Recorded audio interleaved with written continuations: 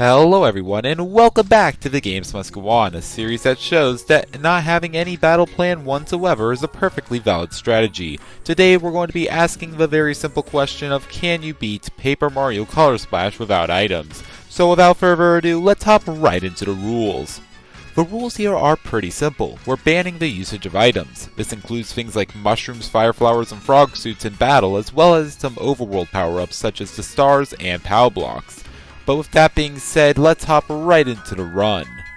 We start the game off in World 1, searching for the red paint star, and the run starts off pretty easy. We have plenty of health, and the enemies go down without much of a fight, so we're able to make our way all the way through the first few levels before stopping at Indigo Underground because of a shunned guy.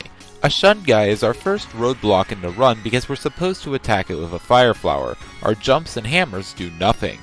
This, however, introduces us to our Thing cards, which are essentially super powerful attacks that can hit almost any enemy, and this shunned guy goes down with such a big fan. With that, nothing stands in our way, and we're able to walk straight up to Morden, slap him across the face, and take the big paint star from right under his nose, giving us our first paint star and letting us move on with the game. World 2 is a little worse for us, because we have to go through Kiwano Temple. And this place is pretty bad for a couple of reasons. For one, we have to make our way through this room, which looks impossible to pass over because of all the spiky spinies. And no, we can't just jump on them and use the invincibility frames. Instead, what we have to do is we have to hit this POW block. And there's no way around it because, as I mentioned, you can't use invincibility frames to go across the spiny shells. And as such, this is a required power-up usage. So from here, my only option is to make this a minimalist run, and ask how many power-ups does it take to beat Paper Mario Color Splash.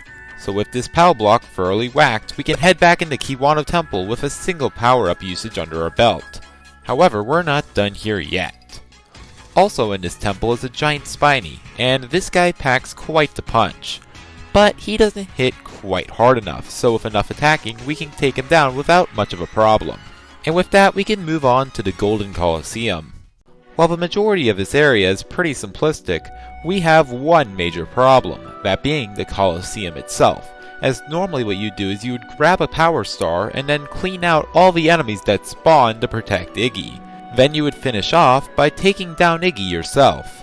Here, however, we can't use that power star, so we're going to have to take down all the enemies ourselves. And we better get started because there's a whole army in front of us.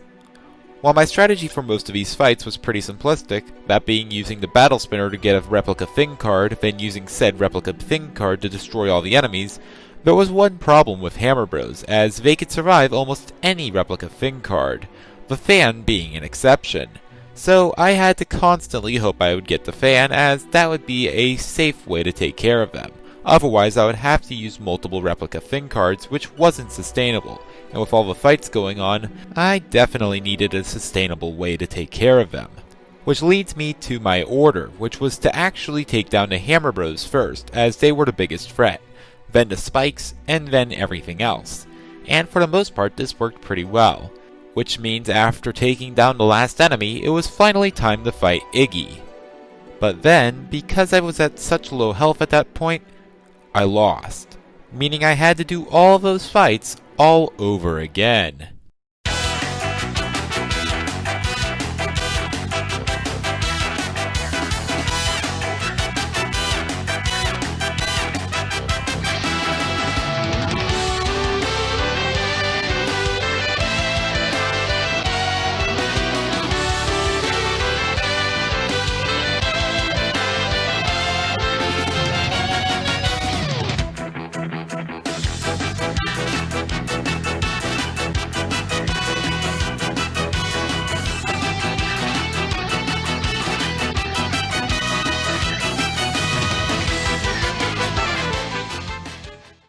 After redoing all the fights, I got back to Iggy with a whole lot more health, and after that he was pretty much a pushover.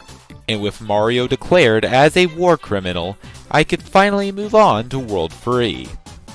This world actually has two mid-bosses, those being Anti-Guy and Petit Piranha, but with the power of household appliances, neither of them pose a threat. The same can't be said for our biggest problem yet, that being a horde of Goombas. In the Sacred Forest, we're tasked with finding 5 Paint Star shards, and one of these is in a sea of Micro Goombas. Now normally you would use an invincibility star to dash through this sea of Goombas to grab the shard and escape before your time runs out, but we can't do that in this challenge. Unfortunately though, there's no way around this, as even with the slightest touch, you'll get into a battle with the entire horde, and because they start by attacking first, they do 100 damage exactly, which is basically an instant game over, so we're going to have to use this star. However, there is something interesting to mention here. You see, if you get into the fight normally, you'll fight 100 Micro Goombas, which will do 100 damage to you. But if you go ahead and use the invincibility star to kill a bunch of them, and only leave a few squads left, you'll actually take less damage and you'll be able to survive. However, something interesting is, if you don't kill that many Micro Goombas, you'll still get attacked by 100 Goombas, which means that you could technically grab the Star Shard without changing the outcome of the battle. But either way, I'm still adding it to the count, which means we have 2 items under our belt now. Let's hope there's no more. Speaking of more, let's talk about Ludwig. Despite what you might think, Ludwig von Koopa and his boat are actually not that difficult, but they do require one more item usage to defeat it, that being the tail, as the only way to actually attack the boat is to counterattack its projectiles. And because we can only counterattack with the tail, that means we have one more item under our belt. Let's hope there's no more after that. Again. Our next target is World 4, where we have to take down Wendy. And truthfully, it's a pretty easy world. In fact, Worlds 5 and 6 are also pretty easy. So we're actually able to defeat Wendy, Larry, and Lemmy without too many problems. Meaning all that's left is to take down the final level of the game, Black Bowser's Castle.